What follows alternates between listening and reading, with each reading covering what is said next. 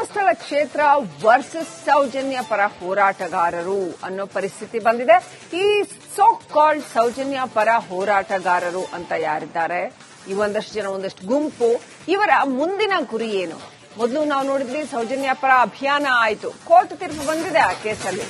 ಆ ನಂತರವೂ ಕೂಡ ಒಂದಷ್ಟು ಅಭಿಯಾನಗಳಾಯಿತು. ಕೋರ್ಟ್ ತೀರ್ಪನ್ನೇ ಒಪ್ಕೊಳ್ಳೋದಿಲ್ಲ, ತನಿಖೆಯನ್ನೇ ಒಪ್ಕೊಳ್ಳೋದಿಲ್ಲ, ರಿಸಲ್ಟ್ ಅನ್ನೇ ಒಪ್ಕೊಳ್ಳೋದಿಲ್ಲ ಅಂತ. ಎನಿವೆ, ಅದಾದ ನಂತರ ಈ ಮಾಸ್ಕ್ ಮ್ಯಾನ್ ಪ್ರವೇಶ, ಈ ಸಮಾಧಿ ಅಗೆತ, ಉತ್ಖನನ, ಇದೆಲ್ಲ ಒಂದಷ್ಟು ಎಪಿಸೋಡ್ ಆಯಿತು. ಇದರ ನಂತರ ಈಗ ಮುಂದೇನು? ಮುಂದಿನ ಎಪಿಸೋಡ್ ಯಾವುದು? ರಿಪಬ್ಲಿಕ್ ಕನ್ನಡದಲ್ಲಿ ಈ ಕುರಿತಾದ ಮತ್ತೊಂದು ಮಾಸ್ಟರ್ ಎಕ್ಸ್ಕ್ಲೂಸಿವ್. ಏನ್ ಮಾಡ್ತಾರೆ ಹಾಗಾದ್ರೆ ಇವ್ರುಗಳು? ಸೌಜನ್ಯ ಹೋರಾಟಗಾರರ ಮುಂದಿನ ಗುರಿ ಏನು? ಮುಂದಿನ ನಡೆ ಏನು?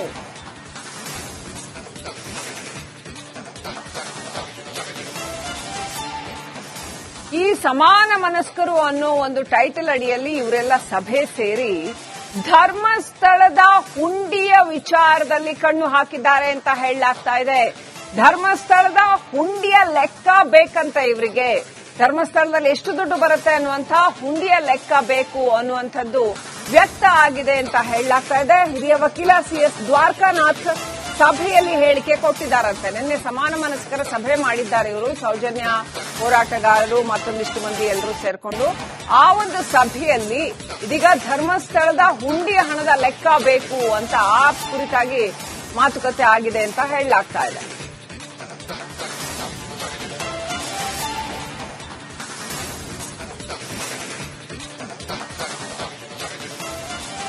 ಸೌಜನ್ಯ ಹೋರಾಟಗಾರರು ಇದೀಗ ಧರ್ಮಸ್ಥಳದ ಹುಂಡಿಯ ಲೆಕ್ಕ ಕೇಳದಕ್ಕೆ ಹೊರಟಿದ್ದಾರೆ. ಹುಂಡಿಯ ವಿಚಾರದಲ್ಲಿ ಒಂದು ಹೊಸ ಈಗ ಹೆಣಗಳಿದೆ ಅಂತ ಇತ್ತು. ಸೌಜನ್ಯ ವಿಚಾರದಲ್ಲೂ ಕೋರ್ಟ್ ಒಂದು ಬೇರೆಯ ತೀರ್ಪನ್ನ ಕೊಟ್ಟು ಸಂತೋಷ್ ರಾವ್ ದೋಷಿ ಅನ್ನುವಂಥ ತೀರ್ಪನ್ನ ಕೊಟ್ಟಿತ್ತು. ಆ ನಂತರ ಅದು ಮೇಲಿನ ಕೋರ್ಟ್ಗೆ ಕೂಡ ಹೋಯಿತು. ಇದೀಗ ಸೌಜನ್ಯ ಹೋರಾಟಗಾರರು ಈ ಉತ್ಖನನಗಳು, ಶವದ ವಿಚಾರ, ಇದೆಲ್ಲ ನಂತರ ಈಗ ಮುಂದಿನ ಅವರ ನಡೆ ಧರ್ಮಸ್ಥಳದ ಹುಂಡಿಯ ಕುರಿತಾಗಿ ಇರೋದಂತೆ.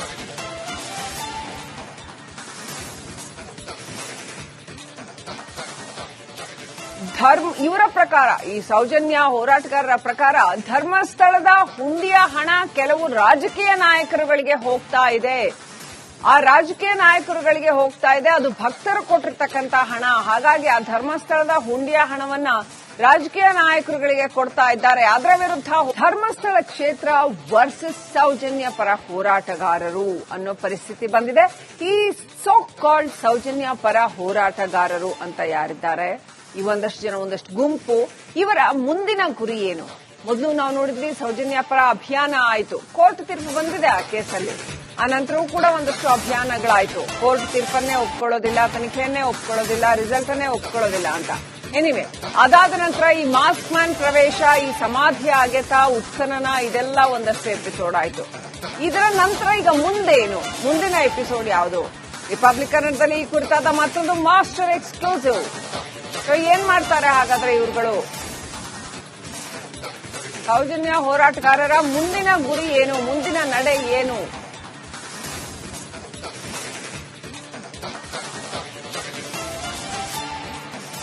ಈ ಸಮಾನ ಮನಸ್ಕರು ಅನ್ನೋ ಒಂದು ಟೈಟಲ್ ಅಡಿಯಲ್ಲಿ ಇವರೆಲ್ಲ ಸಭೆ ಸೇರಿ ಧರ್ಮಸ್ಥಳದ ಹುಂಡಿಯ ವಿಚಾರದಲ್ಲಿ ಕಣ್ಣು ಹಾಕಿದ್ದಾರೆ ಅಂತ ಹೇಳಲಾಗ್ತಾ ಇದೆ. ಧರ್ಮಸ್ಥಳದ ಹುಂಡಿಯ ಲೆಕ್ಕ ಬೇಕಂತ ಇವರಿಗೆ.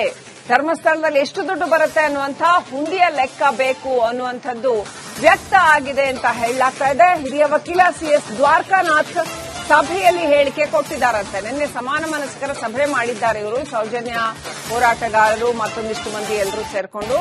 ಆ ಒಂದು ಸಭೆಯಲ್ಲಿ ಇದೀಗ ಧರ್ಮಸ್ಥಳದ ಹುಂಡಿಯ ಹಣದ ಲೆಕ್ಕ ಬೇಕು ಅಂತ ಆ ಕುರಿತಾಗಿ ಮಾತುಕತೆ ಆಗಿದೆ ಅಂತ ಹೇಳಲಾಗ್ತಾ ಇದೆ.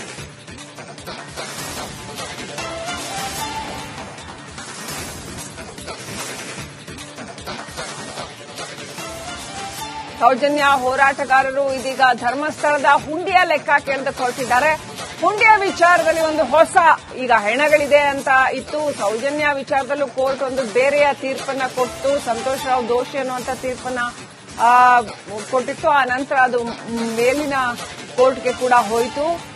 ಇದೀಗ ಸೌಜನ್ಯ ಹೋರಾಟಗಾರರು ಈ ಉತ್ಖನನಗಳು, ಶವದ ವಿಚಾರ, ಇದೆಲ್ಲ ನಂತರ ಈಗ ಮುಂದಿನ ಅವರ ನಡೆ ಧರ್ಮಸ್ಥಳದ ಹುಂಡಿಯ ಕುರಿತಾಗಿ ಇರೋದಂತೆ.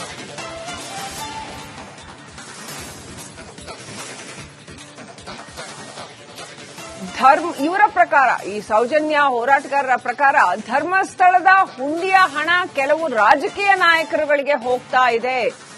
ಆ ರಾಜಕೀಯ ನಾಯಕರುಗಳಿಗೆ ಹೋಗ್ತಾ ಇದೆ. ಅದು ಭಕ್ತರು ಕೊಟ್ಟಿರ್ತಕ್ಕಂಥ ಹಣ. ಹಾಗಾಗಿ ಆ ಧರ್ಮಸ್ಥಳದ ಹುಂಡಿಯ ಹಣವನ್ನ ರಾಜಕೀಯ ನಾಯಕರುಗಳಿಗೆ ಕೊಡ್ತಾ ಇದ್ದಾರೆ. ಅದರ ವಿರುದ್ಧ ಧರ್ಮಸ್ಥಳ ಕ್ಷೇತ್ರ ವರ್ಸಸ್ ಸೌಜನ್ಯ ಪರ ಹೋರಾಟಗಾರರು ಅನ್ನೋ ಪರಿಸ್ಥಿತಿ ಬಂದಿದೆ. ಈ ಸೋ ಕಾಲ್ಡ್ ಸೌಜನ್ಯ ಪರ ಹೋರಾಟಗಾರರು ಅಂತ ಯಾರಿದ್ದಾರೆ, ಈ ಒಂದಷ್ಟು ಜನ, ಒಂದಷ್ಟು ಗುಂಪು, ಇವರ ಮುಂದಿನ ಗುರಿ ಏನು? ಮೊದಲು ನಾವು ನೋಡಿದ್ವಿ ಸೌಜನ್ಯ ಪರ ಅಭಿಯಾನ ಆಯಿತು, ಕೋರ್ಟ್ ತೀರ್ಪು ಬಂದಿದೆ ಆ ಕೇಸಲ್ಲಿ. ಆ ನಂತರವೂ ಕೂಡ ಒಂದಷ್ಟು ಅಭಿಯಾನಗಳಾಯಿತು. ಕೋರ್ಟ್ ತೀರ್ಪನ್ನೇ ಒಪ್ಕೊಳ್ಳೋದಿಲ್ಲ, ತನಿಖೆಯನ್ನೇ ಒಪ್ಕೊಳ್ಳೋದಿಲ್ಲ, ರಿಸಲ್ಟ್ ಅನ್ನೇ ಒಪ್ಕೊಳ್ಳೋದಿಲ್ಲ ಅಂತ. ಎನಿವೆ, ಅದಾದ ನಂತರ ಈ ಮಾಸ್ಕ್ ಮ್ಯಾನ್ ಪ್ರವೇಶ, ಈ ಸಮಾಧಿ ಅಗೆತ, ಉತ್ಖನನ, ಇದೆಲ್ಲ ಒಂದಷ್ಟು ಎಪಿಸೋಡ್ ಆಯಿತು. ಇದರ ನಂತರ ಈಗ ಮುಂದೇನು? ಮುಂದಿನ ಎಪಿಸೋಡ್ ಯಾವುದು? ರಿಪಬ್ಲಿಕ್ ಕನ್ನಡದಲ್ಲಿ ಈ ಕುರಿತಾದ ಮತ್ತೊಂದು ಮಾಸ್ಟರ್ ಎಕ್ಸ್ಕ್ಲೂಸಿವ್.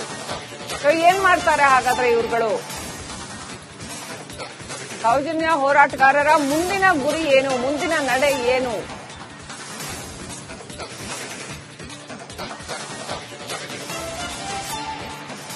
ಈ ಸಮಾನ ಮನಸ್ಕರು ಅನ್ನೋ ಒಂದು ಟೈಟಲ್ ಅಡಿಯಲ್ಲಿ ಇವರೆಲ್ಲ ಸಭೆ ಸೇರಿ ಧರ್ಮಸ್ಥಳದ ಹುಂಡಿಯ ವಿಚಾರದಲ್ಲಿ ಕಣ್ಣು ಹಾಕಿದ್ದಾರೆ ಅಂತ ಹೇಳಲಾಗ್ತಾ ಇದೆ.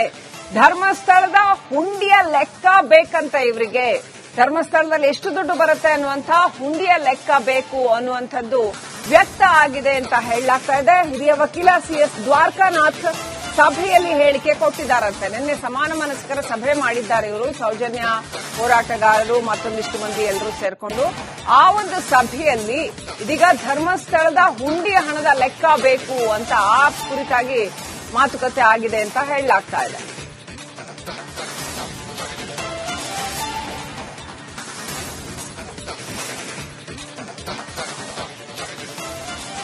ಸೌಜನ್ಯ ಹೋರಾಟಗಾರರು ಇದೀಗ ಧರ್ಮಸ್ಥಳದ ಹುಂಡಿಯ ಲೆಕ್ಕ ಕೇಳದಕ್ಕೆ ಹೊರಟಿದ್ದಾರೆ.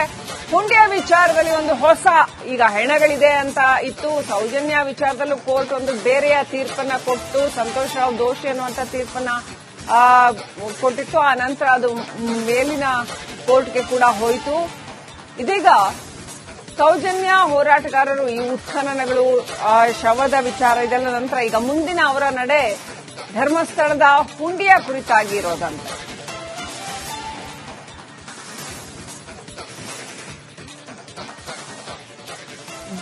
ಇವರ ಪ್ರಕಾರ, ಈ ಸೌಜನ್ಯ ಹೋರಾಟಗಾರರ ಪ್ರಕಾರ, ಧರ್ಮಸ್ಥಳದ ಹುಂಡಿಯ ಹಣ ಕೆಲವು ರಾಜಕೀಯ ನಾಯಕರುಗಳಿಗೆ ಹೋಗ್ತಾ ಇದೆ.